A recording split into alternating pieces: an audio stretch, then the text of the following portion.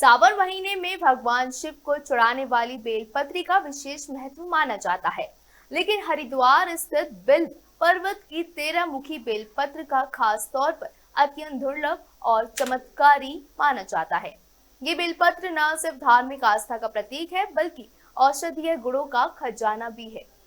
गुरु कृपा औषधाय के वैद्य M.R. शर्मा बताते हैं कि बेल के पत्ते, छाल, फल और जड़ सभी का उपयोग आयुर्वेद में गंभीर बीमारियों के इलाज में किया जाता है। वहीं बिल्केश्वर मंदिर के सतीश वन महाराज का कहना है कि यह वही स्थान है जहां माता पार्वती ने तप कर शिव को पति के रूप में प्राप्त किया था और उस दौरान उन्होंने केवल बेलपत्र और जल का सेवन किया था। मान्यता है कि समुद्र मंथन के दौरान शिव को हलाहल विष के प्रभाव से इसी बेलपत्र ने राहत भी दी थी। ये दुर्लभ बेलपत्र केवल हरिद्वार के बिल्व पर्वत पर पाई जाती है। आपने सही कहा है कि अभी आप श्री बिल्केश्वर महादेव मंदिर पंचायत अखाड़ा श्री रंजनी मायापुर हरिद्वार में हैं और बेलपत्र का महत्व है, क्योंकि बताते जब महादेव जी ने समुद्र का मंथन हुआ तो उस समय पे जो विष पिया उसके लिए बेलपत्र सबसे ज्यादा लाभकारी सिद्ध हुआ। भगवान को बेलपत्र दिया, बेल दिया गया तो उससे जो जहर का असर था वो कम हुआ। उसमें दुग्ध भी चढ़ता है, शहद भी चढ़ता है, सभी चीजें हैं, लेकिन बिल्व पत्र जो है वो ज्यादा महत्वपूर्ण है और प्रिय भी है महादेव को। अब बात बिल्केश्वर महादेव की है तो यहाँ माता पार्वती जी ने महादेव जी को पाने के लिए, पति रूप में वर्ण करने के लिए यहाँ 3000 वर्ष तक तपस्या की है।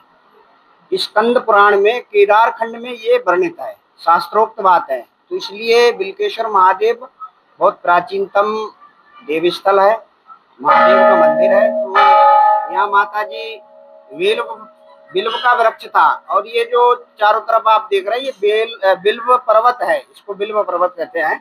तो जब बिल्व पर्वत है तो यहाँ बेलों की संख्या ज्यादा है, बेल के पेड़ भांति भांति प्रकार के मिल जाएंगे।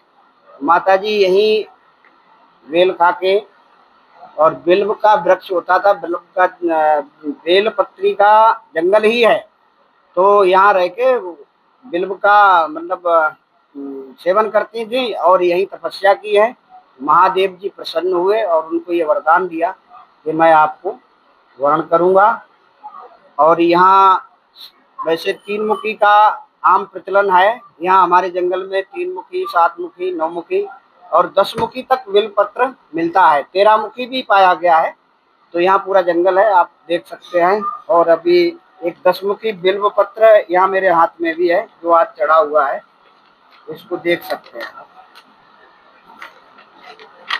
तो यहाँ माता जी ने पति के रूप में महादेव जी को स्वीकार होने का वरदान पाया। और शास्त्र में ऐसा कहा गया है कि जो भी कन्या हो जिसका विवाह ना होता हो, तो यहाँ बगल में गौरी कुंड है जहाँ माता जी स्नान करने जाती थी। वहाँ पूरी श्रद्धा से अगर स्नान करते हैं तो उनकी शादी विवाह उत्तम तरीके से होता है, सही ढंग से हो जाता है और मन इच्छा का वर प्राप्त